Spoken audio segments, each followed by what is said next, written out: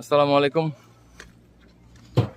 বন্ধুরা, আপনারা যারা স্কাই ব্রিজে আসবেন তাদেরকে অবশ্যই মাথায় রাখতে হবে যে হাঁটুতে জোর থাকতে হবে,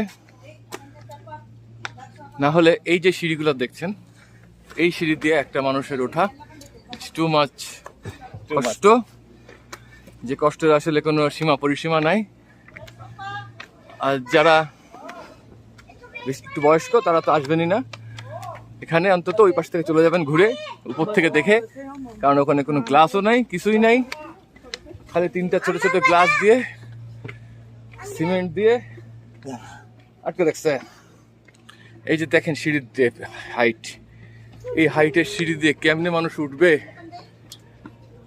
আর কেমনে বাচ্চারা উঠবে বুঝতে পারলাম না। যদিও ডেস্টিনেশন চলে এসেছি, দেখা যাক।